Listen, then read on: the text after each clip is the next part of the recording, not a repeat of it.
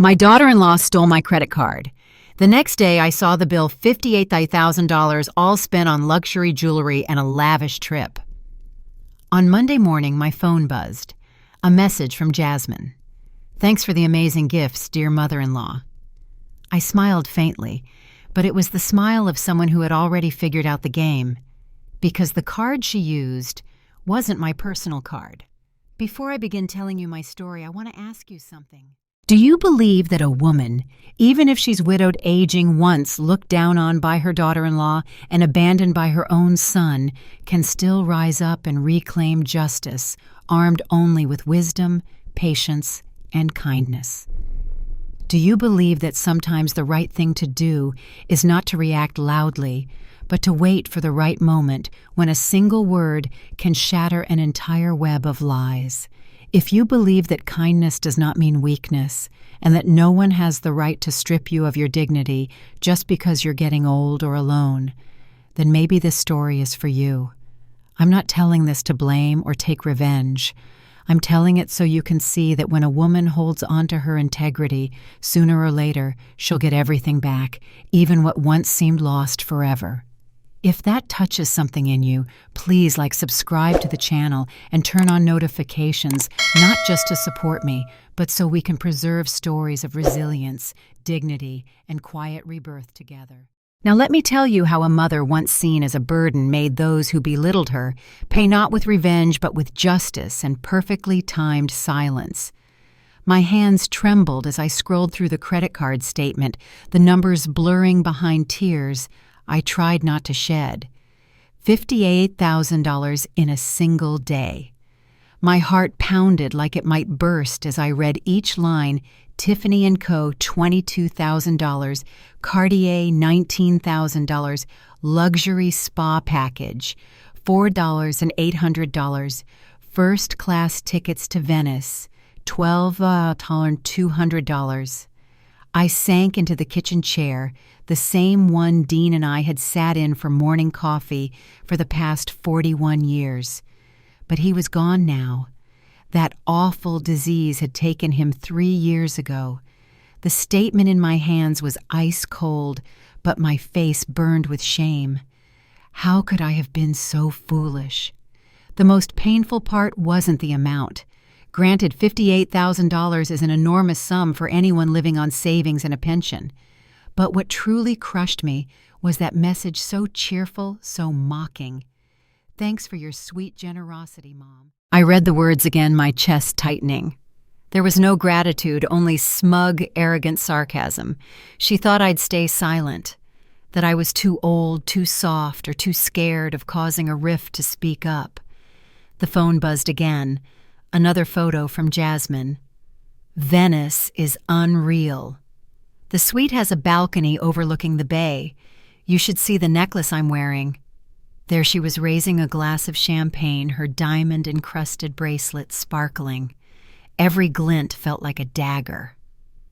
I set the phone down, my hands shaking, and stepped to the window to look at the backyard where Dean had planted the first white rose bush when we moved in. For 3 years now, I'd cared for that garden alone, just like I had cared for everything else. The house was eerily quiet now, but at least I had believed it was safe. Turns out I was wrong. The card was taken from my wallet, the one I always kept zipped in my purse. But last Sunday night, after our family dinner, Jasmine had insisted on helping me wash the dishes. When she hugged me goodbye, she leaned in close, and that must have been the moment her feather-light hand slipped into my bag. I had felt happy that she hugged me. Now the memory made my skin crawl. For 3 years, I'd done everything to be accepted by her. I complimented her style, pretended to enjoy the strange dishes she cooked, nodded along to opinions that quietly hurt me. I laughed off her remarks about my forgetfulness.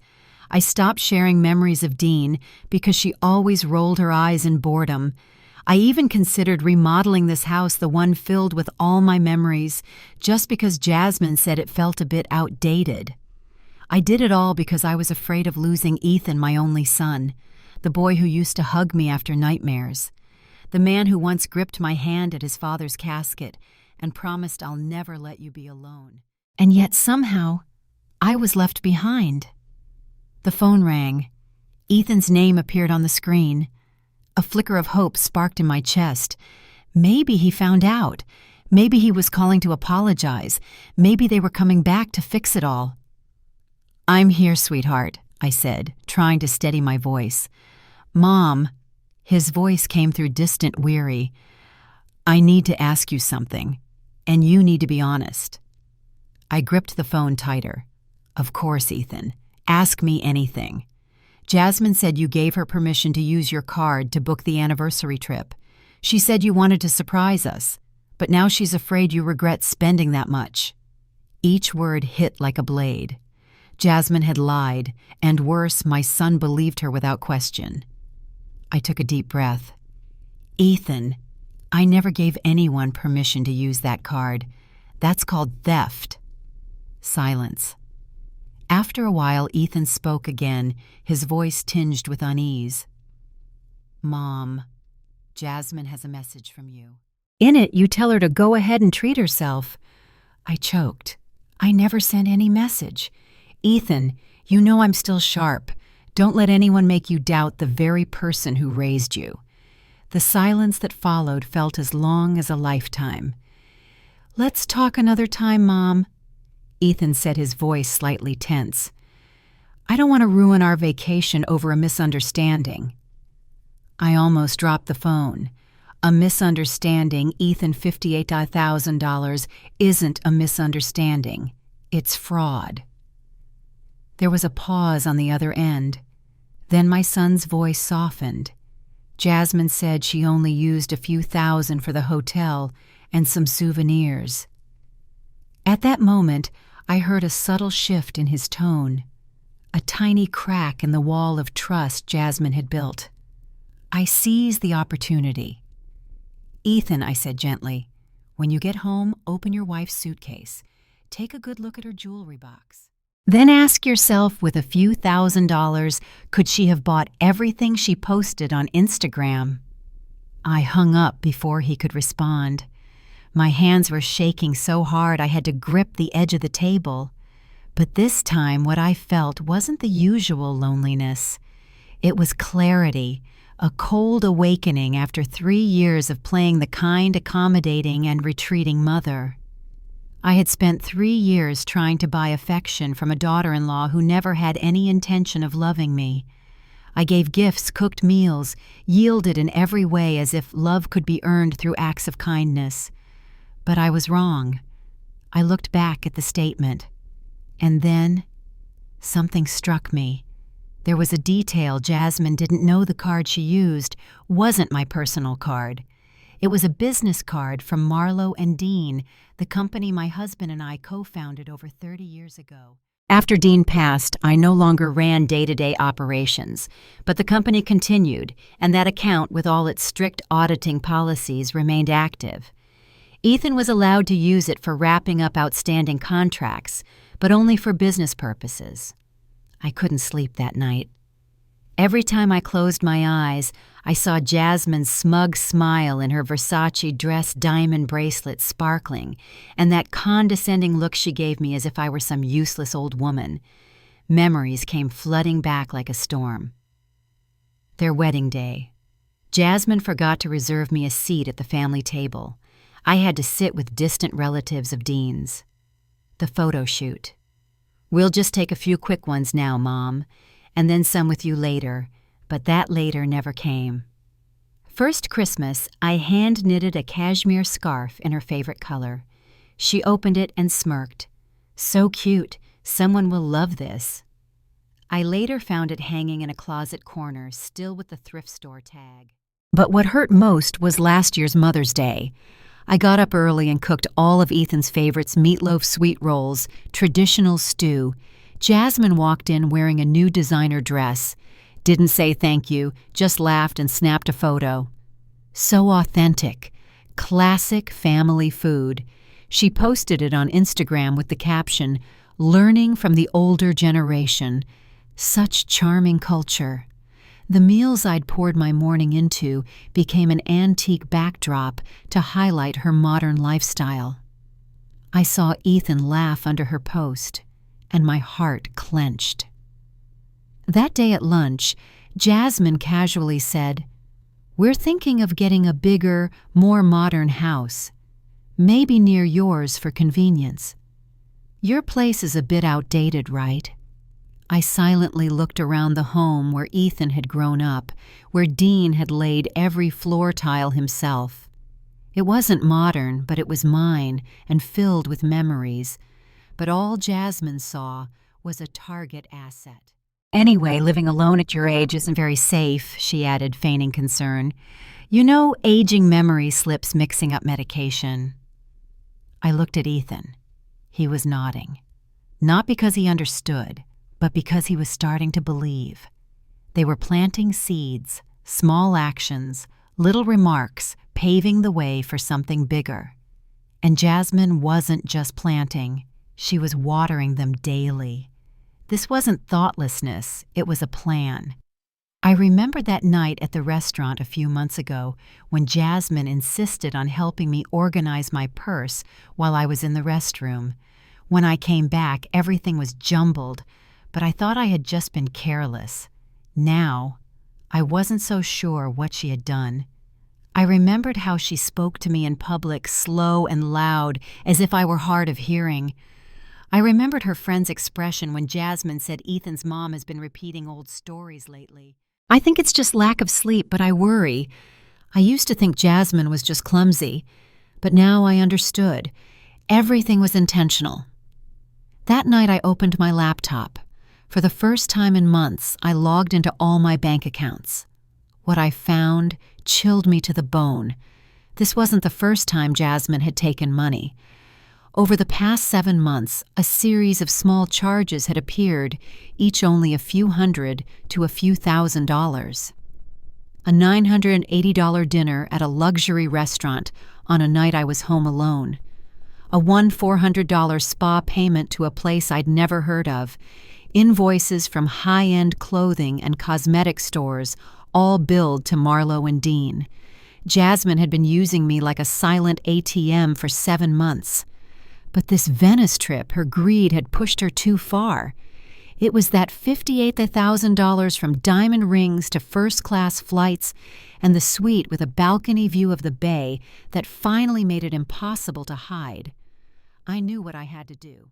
And the first step, putting on the business suit, I hadn't touched in 10 years.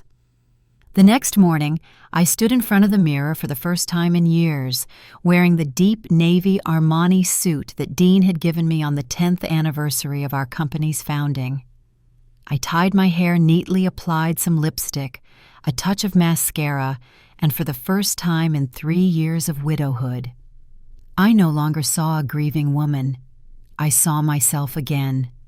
Helen Marlowe, the woman who once ran Marlowe and Dean, with over 40 employees, who once sat eye to eye with partners in million-dollar negotiations. I had triumphed in the business world, and today I would win in my own home. My first destination was the Marlowe and Dean office building, our company's headquarters, for over 2 decades. I still had the key, though I hadn't set foot inside in over a year. The young receptionist Ellie looked up, surprised, as I pushed open the door. "Mrs. Marlowe, I didn't expect you today." I nodded, smiling politely. "Good morning, Ellie. I'd like to see our chief accountant. Jennifer's still with us, isn't she?" "Yes, ma'am. I'll call her down right away." A few minutes later, Jennifer Morrison stepped out of the elevator, composed and professional as always, but her eyes held a trace of concern. "Hello, Helen. Is everything all right? I need to see the full corporate credit card statements from the past 7 months," I said, my voice calm and measured, "along with the audit policies and fraud protection guidelines." Jennifer paused for a beat, then nodded. "Of course. Please come to the conference room. I'll prepare the documents right away." The room we sat in was where I had once signed the biggest deals of my career and celebrated milestones with Dean. Now every oak-grained edge of that long table reminded me of the woman I once was and had to become again. Jennifer spread the statements out across the table. We went through each transaction. What I had seen the night before was only the tip of the iceberg. Here, a series of expenses from January. Jennifer pointed, labeled as client entertainment, but I don't recognize any of these vendors. The list included names like Louboutin Boutique, $2 $800 Le Soleil Spa, $1 $600 Cafe Amarante, $950. Not a single transaction was tied to consulting work. No conferences, no clients, no services. The primary cardholder is Helen Marlowe. Jennifer continued. He has signing authority because he's part of the succession plan. But clearly, he didn't make these charges. I pulled out my phone and showed her a screenshot from Jasmine's Instagram, a photo of her holding a wine glass wearing a sparkling diamond bracelet. This bracelet was bought 3 weeks ago for exactly the $18,000 listed as VIP client entertainment at Cartier. Jennifer froze. Helen, if someone is using company funds for personal gain and disguising it as business expenses, that's not just theft. It's financial fraud and a federal crime. I sat quietly for a moment, measuring each breath. What are the consequences? They could be prosecuted. Hefty fines, possibly prison time. And if falsified documents are found, the company's reputation could take a serious hit. Jennifer hesitated.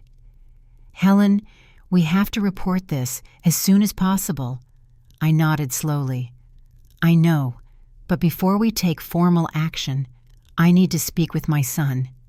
Jennifer looked at me with empathy. You only have 24 hours. If not, I'll have to notify the company lawyer and submit the report to the IRS. 24 hours is enough. And freeze the corporate card immediately. No further transactions allowed. That entire afternoon, I remained in the office where I had once led with strength. I made calls, reviewed documents, gathered evidence. By evening, I had a complete picture of the entire scheme. Jasmine had siphoned off over $69,000 in 7 months with matching receipts, photos, and documentation, but I needed more than that. That evening, I took the spare house key, the one Ethan gave me when they first married, and went to their home while they were still in Venice. I didn't go to snoop, but to understand how they lived, what they valued, how they spent. The house was large and beautiful, filled with expensive furnishings and art that looked straight out of an architecture magazine. But in the kitchen, I found stacks of unpaid bills, late credit card notices, bank warnings about Jasmine's auto loan, 3 missed mortgage payments. They were living on money. That wasn't theirs. I went upstairs and saw Jasmine's massive jewelry case. Inside were all the items I'd seen on the statements.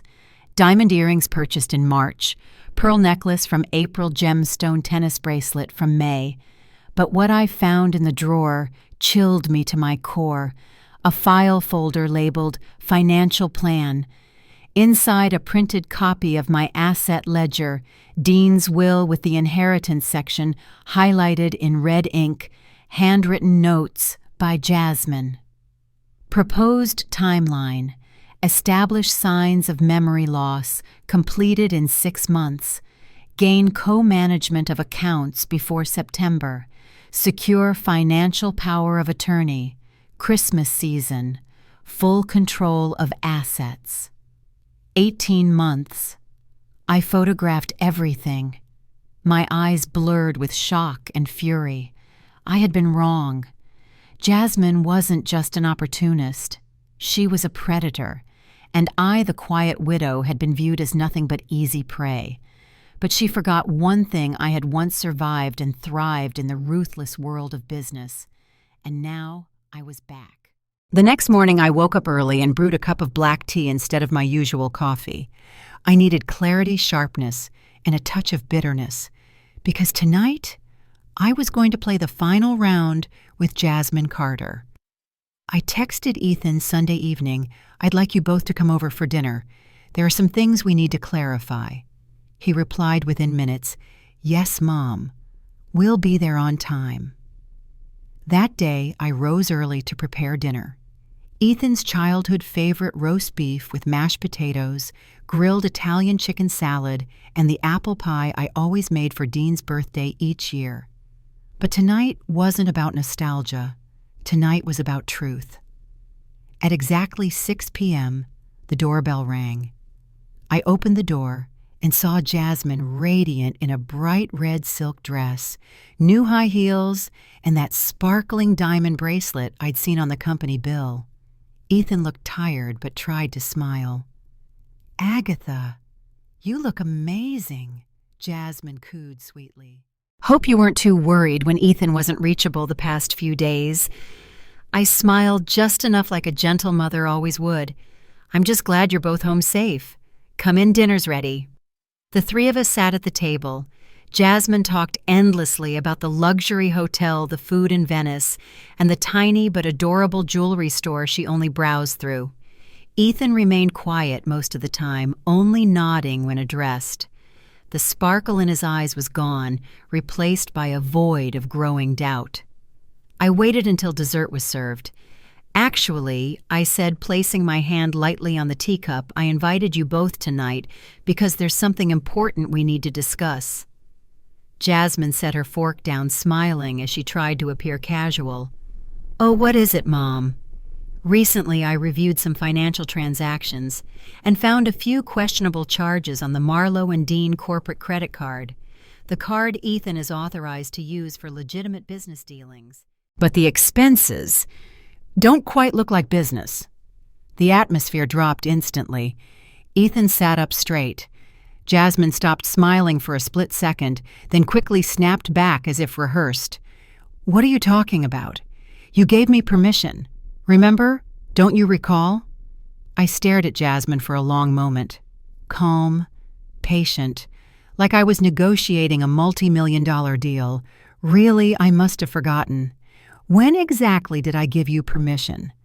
"After dinner last week, you walked me to the car and slipped it into my hand. You said you wanted us to have a special trip for our 3rd anniversary. Jasmine glanced at Ethan, then delivered another blow.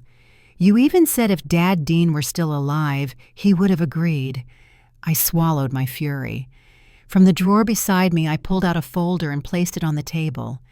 "Interesting, because according to this file, the card you used wasn't my personal card. It was a corporate card belonging to Marlowe and Dean, a company still under periodic audit. That means every charge must be legally justified."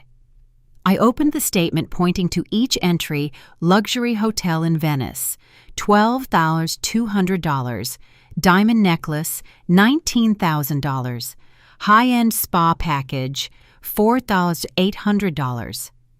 Ethan stared at the statement. His face went pale. "Mom, are you serious? I thought it was just a few thousand for plane tickets and the hotel." "That was just Venice.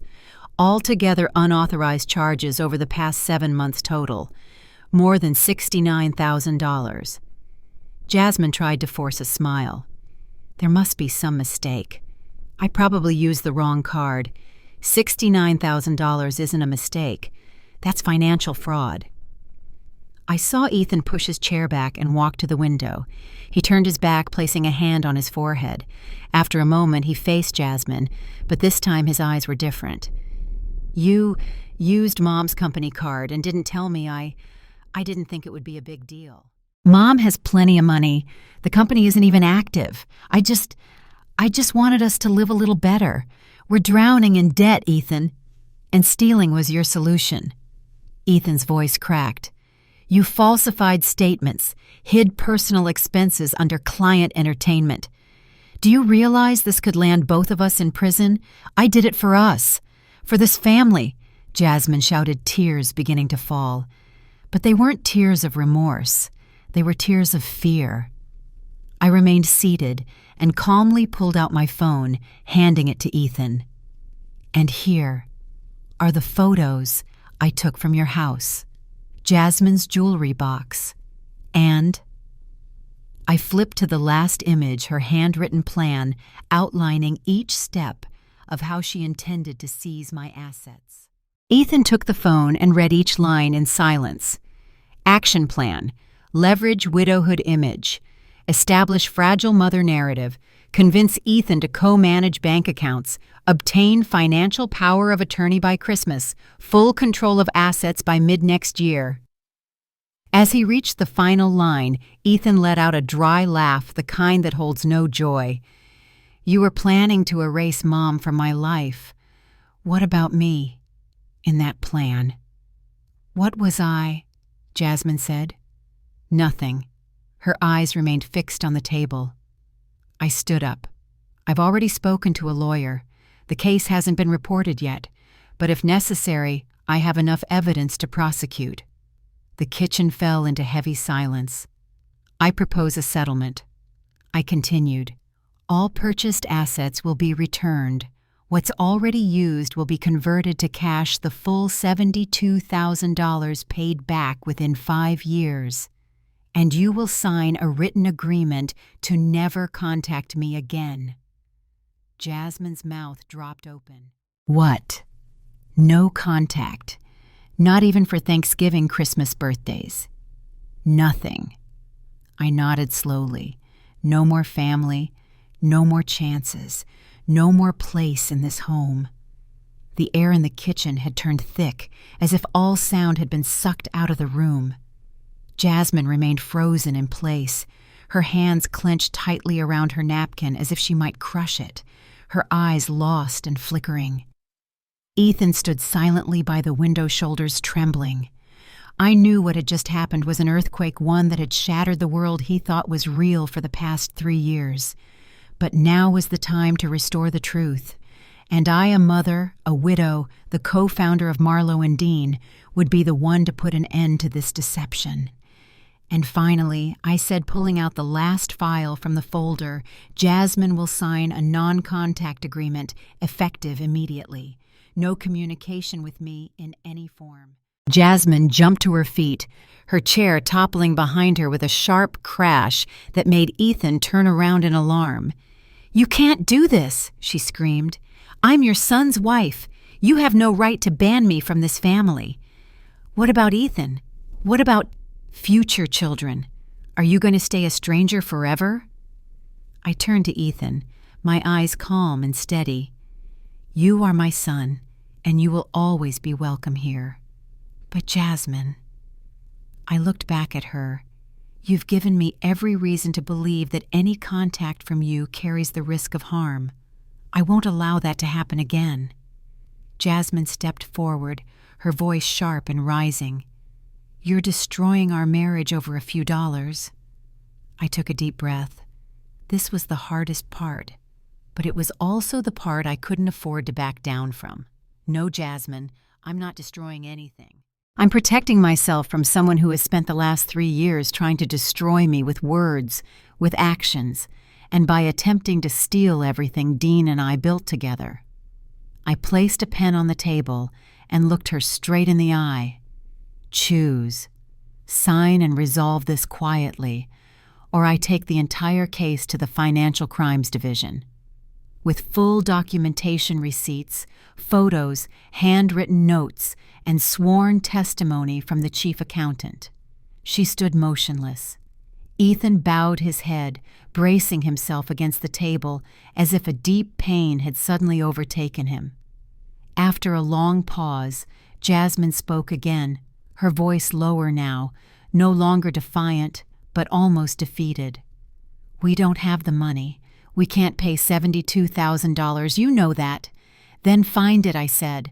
Sell the car, sell your things, get a job, downsize your lifestyle, live within your means. It's better than going to prison. I opened the file and laid out each document before her, explaining clearly. A debt repayment contract for $72,000 principal and interest to be paid over 5 years at the legal interest rate. A signed admission of misappropriation of funds and falsification of company records. A binding agreement to cease all contact or communication with me now and in the future. Jasmine slowly sat back down, her fingers interlocked.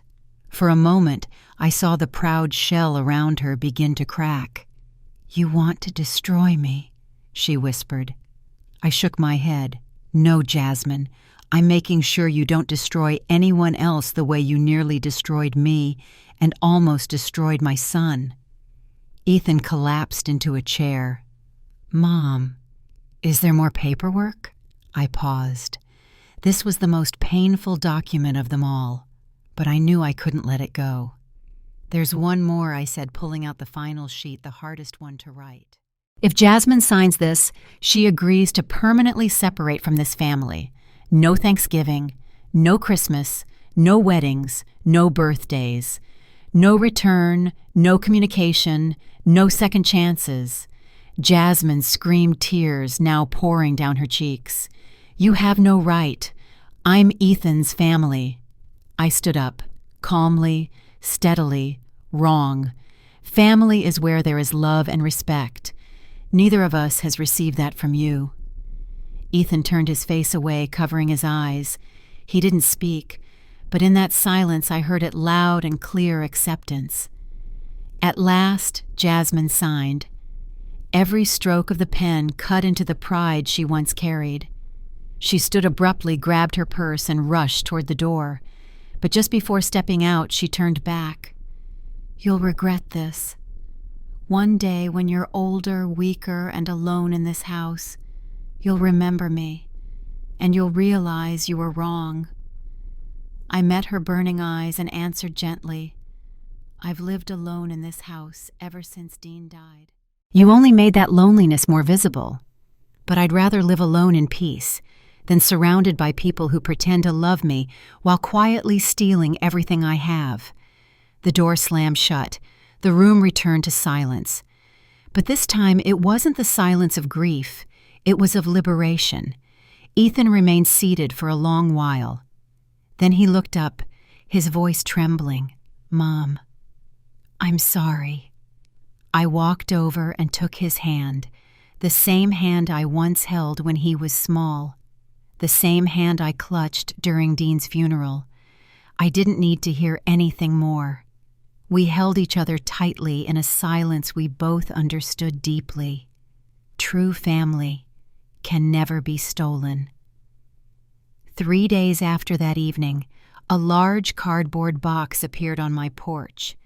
On the outside, taped to the top, was a simple handwritten note, returning as agreed, Jasmine. I opened it. Inside was the red silk dress she had worn that Sunday night, the jewelry box with the Cartier necklace, the Louboutin heels, the Hermès bag, and each receipt folded neatly. The very items she once flaunted as symbols of status were now dumped back like worthless goods. I didn't feel vindicated, just relieved. Over the next week, more packages arrived. Each day, a new material confession. A Rolex watch, Chanel sunglasses, the pearl jewelry set she had bought in April.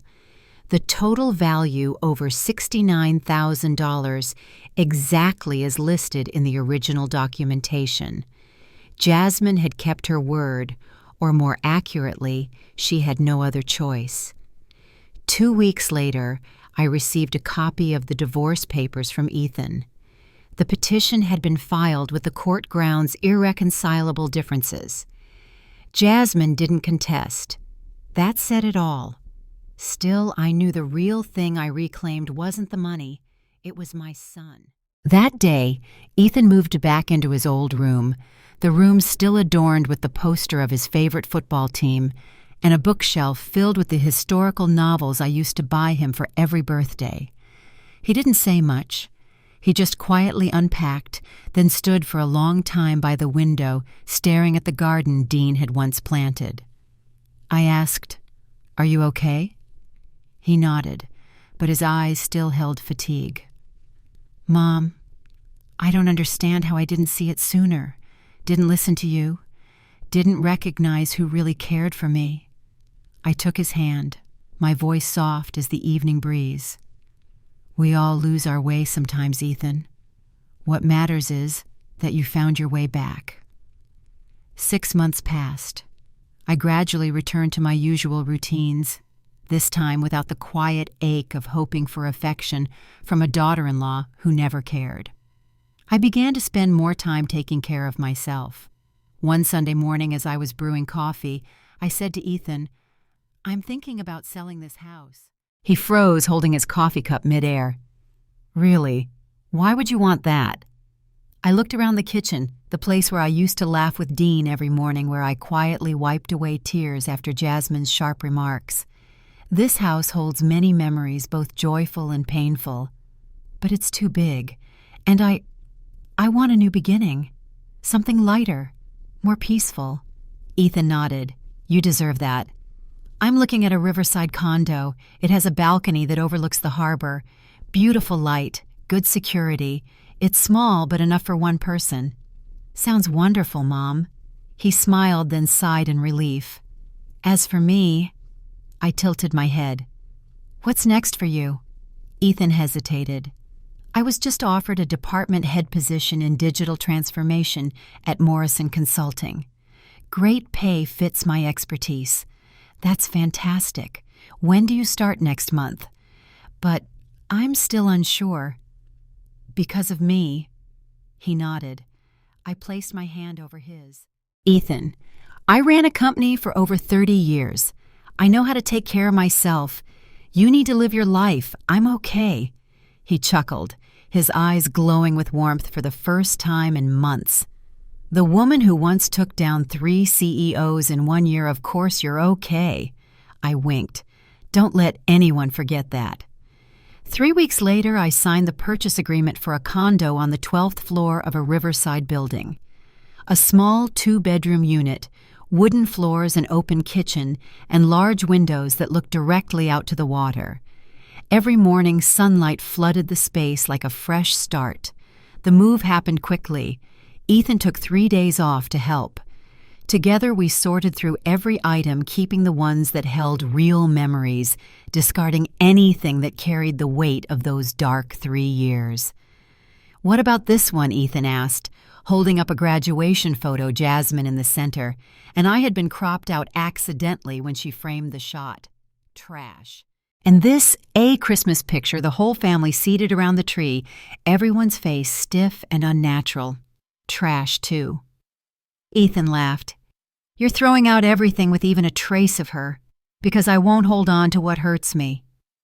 He fell silent, then held up another photo, the two of us standing at Dean's grave on the first anniversary of his passing. "What about this one?" I took it in my hands. We both looked tired, our eyes swollen, hands tightly clasped. But in it was something real. "This one stays." Put it by my bedside.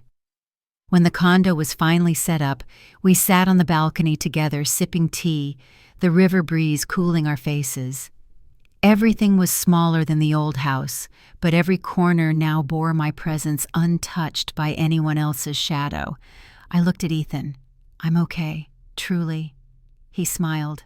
"I believe you." And I knew then this was true freedom. That autumn, I entered a new chapter of my life, one without Jasmine. Without silently sitting at the dinner table, pretending not to hear the cutting remarks, without holding back tears out of fear of upsetting my son. For the first time in years, I lived without asking anyone's permission to feel. On Sunday mornings, I baked cinnamon waffles, played classical radio, and read novels in the new armchair I had placed on the balcony corner. In the afternoons, I took long walks along the river, sipping espresso from the small cafe on the ground floor of the condo, where the staff now greeted me by name. "Good morning, Mrs. Helen." The usual. I joined a book club organized by retired women like myself at the local library.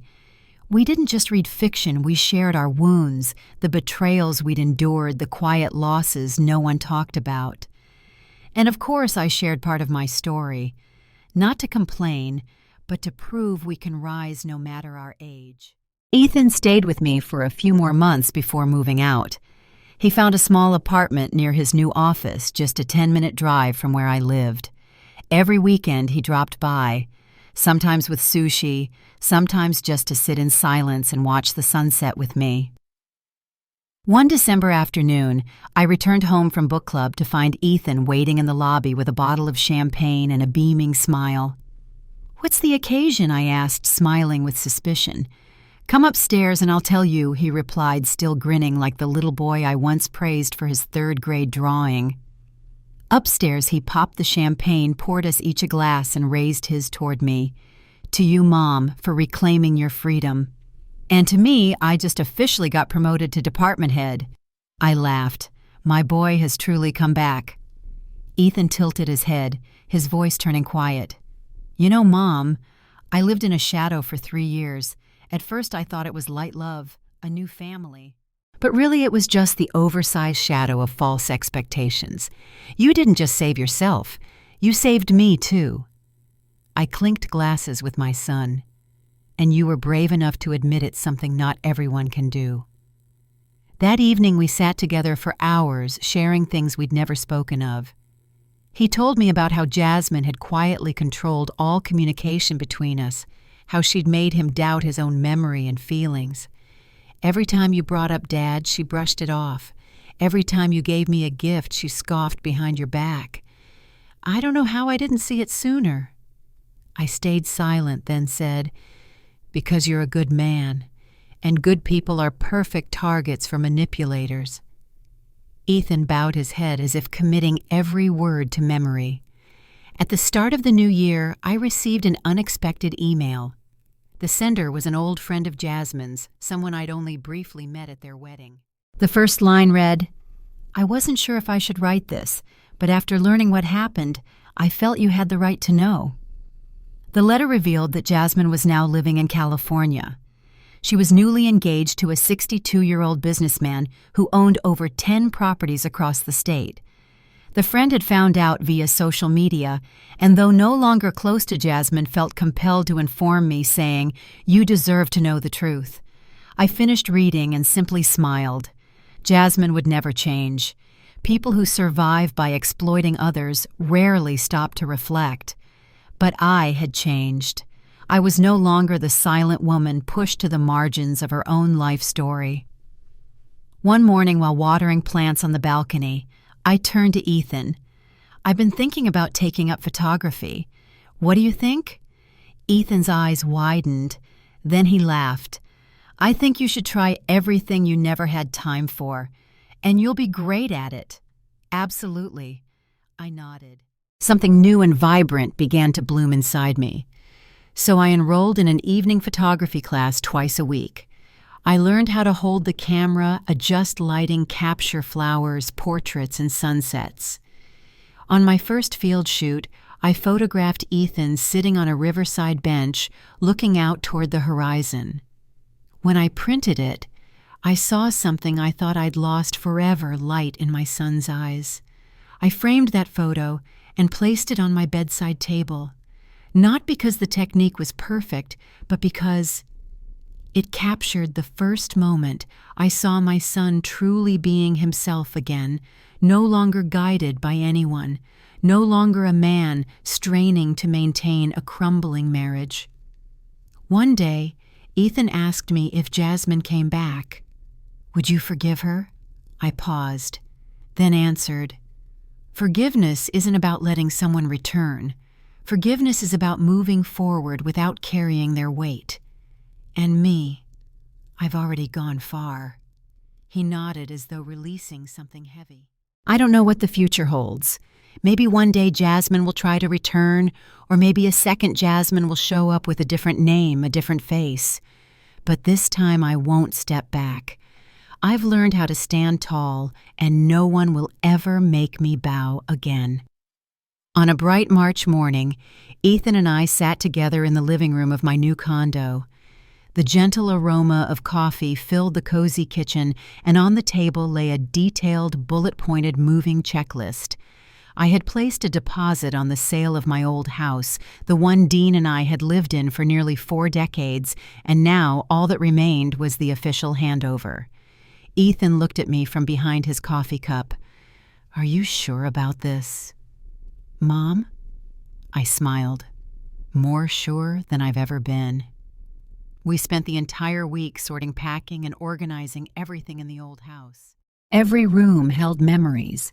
Dean's scent still lingered faintly in the wardrobe, the bookshelf lined with the novels he used to read before bed, the kitchen table where I'd prepared hundreds of meals for our small family. One day, while clearing out the attic, Ethan found an old photo box.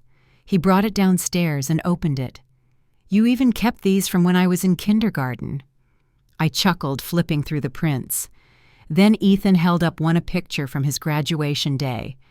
Jasmine stood in the center, and I was cut off halfway, standing awkwardly at the edge of the frame. "This one," I shook my head firmly. "Throw it out." "What about this?" Ethan lifted a Christmas photo, the three of us by the tree, but our expressions stiff and unnatural. "That too." He was quiet for a moment, then gently slid the photo into the trash bag. But then he picked up a picture of me and Ethan standing beside Dean's grave on the first anniversary of his passing. The sky was gray, both of us dressed in black, visibly exhausted. But our eyes, they looked straight at each other, raw and honest. "This one?" he asked softly. I gazed at it for a long time before replying. "That one goes by my bedside."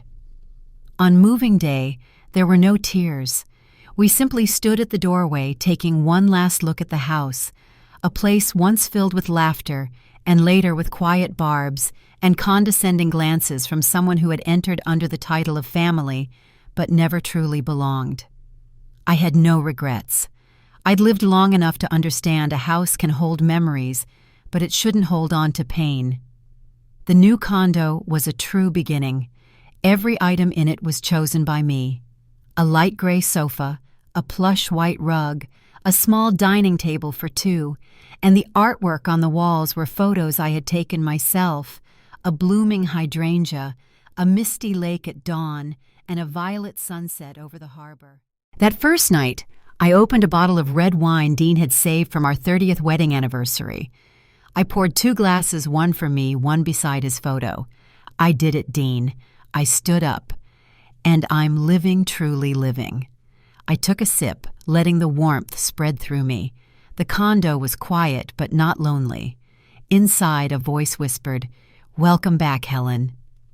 3 months later, I officially closed the Marlowe and Dean account. Jennifer, the chief accountant, emailed confirmation that all payments from Jasmine had been received in full, including interest and penalties. Total $72,000. When I told Ethan, he simply nodded in silence. Though he had signed the divorce papers and severed all ties, I knew his heart still carried its bruises. "Do you think Jasmine ever really loved me?" he asked, his voice barely audible. I didn't answer immediately. I poured more tea, thought for a moment, then said, "Maybe, in her own way. But love doesn't manipulate. It can't be built on lies. If you have to doubt whether it's love, then it's not real." Ethan nodded, eyes darkening. I took his hand for the first time since that pivotal night when we both faced the unvarnished truth. I no longer dreamed of Jasmine, but sometimes I still recalled fragments, not out of longing, but because they marked something. They were expensive lessons I'd never forget. I remembered the way she looked around my house, not with appreciation, but calculation. The way she scoffed whenever I mentioned Dean as if he were a useless relic. The dismissive shake of her head every time I tried to build bridges in the family. And her sharp voice when I once declined to give her more money. "You have no right to be this selfish." Now those memories no longer weighed me down. They were like dust on glass. Once wiped away, the light could come through again. One morning I opened my email to find a message from Ethan. I booked a table at that little Italian place near the harbor. Sunday dinner. "Let's celebrate new beginnings." I laughed aloud and replied immediately, "Of course, but this time it's my treat." He responded with a smiling emoji. "No way. You're the strongest woman I know. Let me take care of you this time." I looked out the window. The sun was rising over the harbor, its light scattering across the water like 1,000 shards of shimmering glass. But inside me, nothing was broken anymore. Only light, radiant and clear. 3 months after settling into my new condo, I felt like someone who had finally woken from a long sleep and was now living her real life. Every morning, soft sunlight streamed through the white curtains, spreading across the clean, simple space that now fully reflected who I was. One afternoon, Ethan dropped by with sandwiches and a large bag full of documents. "Mom, I think it's time you did this." "What is it, sweetheart?" He opened the bag and handed me a stack of old photographs and family keepsakes, things we'd left in storage and I hadn't touched since the move. Time to clean out the memories you no longer need. I sat down and started flipping through them. There were photos of Dean and me in our younger days, ones I would always keep. There were photos of Ethan at 5 holding my hand as we walked to church. Then I saw a picture of Jasmine. She was smiling brightly, holding Ethan during their first Christmas visit to my home. I was silent for a moment. Then I set that photo aside. "That one's not worth keeping." "Are you sure?" Ethan asked, not with lingering attachment, but as if to make sure I was truly ready. "Darling, holding on to something beautiful but false only keeps you from moving forward." I tossed the photo into the trash bag beside me. A wave of relief spread through my chest, as if I had just torn down a piece of the artificial stage I'd been forced to stand on for too long. That night, I sat by the window of my condo watching the sunset paint the harbor in soft pink hues. My phone rang, a number I didn't recognize. I hesitated a moment, then answered. "Hello?" A woman's voice came through. I recognized it instantly. "Jasmine. Mrs. Helen. It's me. Jasmine." I didn't respond. I let silence speak. I just wanted to check in. No, not to ask for anything. Just to let you know I've completed all the payments as agreed, and I won't bother you again. I stayed silent. I don't expect you to forgive me. I finally understand. You're not weak like I thought. And Ethan, he loves you more than anyone. I finally replied calmly. "Thank you for calling, and I hope you live true to your choices." I ended the call before she could say more. There was no anger left. Just a door that had closed, one I had no interest in reopening. A week later, Ethan and I were walking along the harbor early in the morning. The sky was clear sailboats drifting lazily in the distance. "Mom, I'm thinking of buying my own place." I smiled. "Good. You need your space. Still nearby, of course, but enough for me to be independent again. I think it's time." I nodded, feeling no sadness, because I knew the bond between mother and son was no longer a fragile thread easily severed by someone else's words. It was trust reforged by blood tears and time. Later that week, I participated in my photography class's first exhibition. One of the pieces I displayed was a photo of Ethan standing with his back turned, hands in pockets, facing the sunset over the harbor. I titled the photo, "The Son Who Returned." As I introduced the photo, a middle-aged woman approached me. "Are you the mother of the man in this photo?" "Yes." "I see something in his eyes, something healing." I smiled. He lost his way for a while, but he's back now. At the end of the month, I received a wedding invitation from a friend in my book club. She was over 60 and getting remarried. I wore a seafoam green dress and brought my small camera. During the reception, when the music began to play, I was unexpectedly invited to take part in the grandmother's group photo, a group of women who had once been hurt but chose to love again. That evening, I posted a photo to social media with the caption, "When we stop seeking validation from those who never truly loved us, we begin to live our own lives." Late that night, Ethan video called me. He was lying on his couch holding a book. "I've been thinking a lot about what you said, that forgiveness isn't about letting someone return, it's about freeing ourselves to move on." I nodded. He continued, "I think I've forgiven Jasmine." I wasn't surprised. I simply asked, "Because you want to, or because you need to?" "Because I want to be free, Mom. I don't want to carry it anymore." Tears welled in my eyes, not from sorrow, but from joy. The son I had lost for 3 years had truly returned, and stronger than ever. 6 months after Jasmine walked out of my life, my world had truly changed. Gone was the constant tension, the need to smile through sugar-coated barbs laced with salt, the exhausting effort to please someone who never truly saw me as family. But more than anything, the fear of losing my son was gone. One Sunday morning, while I was scattering fertilizer into the orchid pot on my balcony, Ethan called. "Are you free this afternoon, Mom? I want to take you out." "Of course," I said. "But what's the occasion a new beginning?" The restaurant he chose was a small Italian spot by the harbor, a place we'd passed many times but never visited. The space was cozy, lit with soft golden light, rustic wooden tables, and jazz playing like a breeze in the background. When dessert arrived, Ethan placed a small envelope on the table. "What's this?" I asked, raising an eyebrow. "Open it." Inside was a copy of the purchase agreement for his new apartment.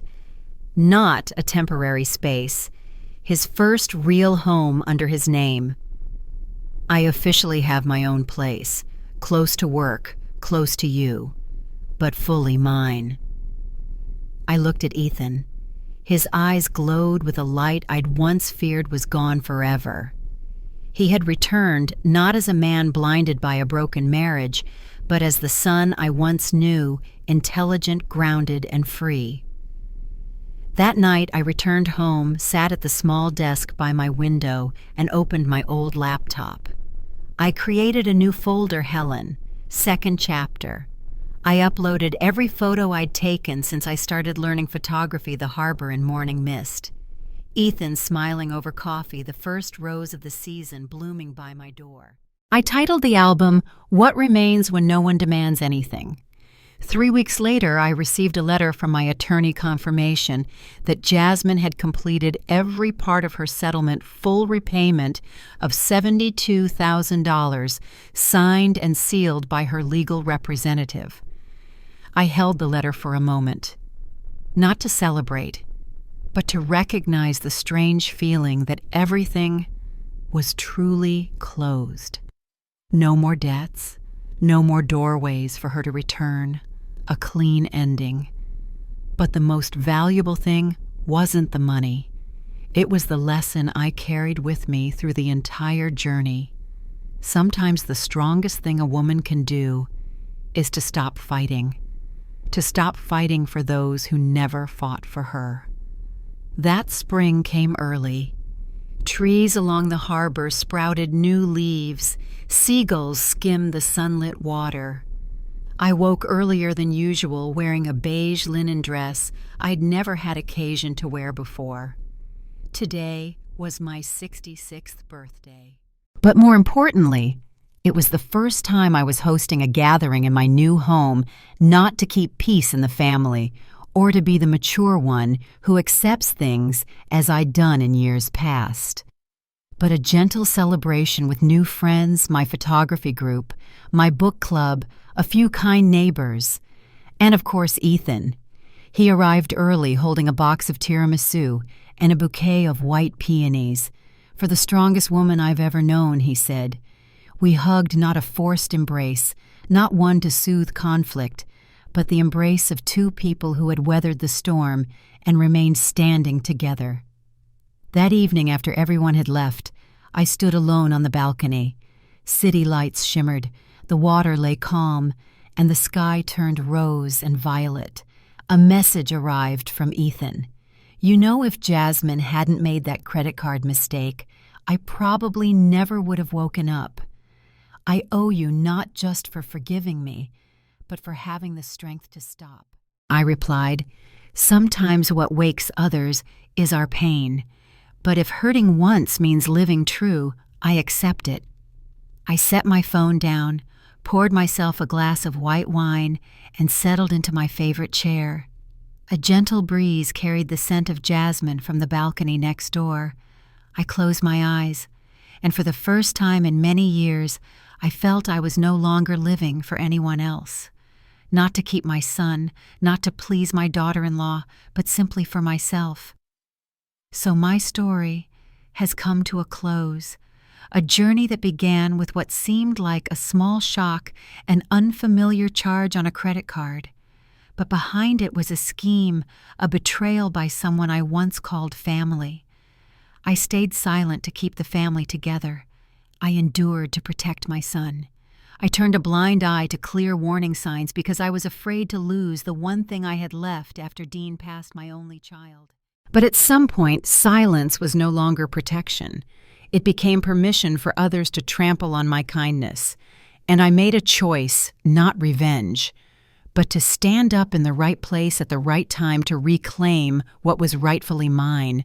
Not just the $72,000, but my voice, my dignity, and a life that I alone owned. If you've ever been in a similar situation used by someone close, told that it's best to stay quiet, I hope my story reminds you of this. Every woman has the right to be respected, and sometimes all it takes is for you to stop and everything begins to change. If you believe in that, please like and subscribe to the channel so we can continue sharing real stories, stories of integrity awakening and the quiet strength of those who seem powerless. There's still so much more we can share with one another. See you in the next story. And until then, I'll leave you with two of the most loved stories on this channel, tales of courage, letting go, and the journey back to oneself. Thank you for staying with me until this final moment. From my heart, truly thank you.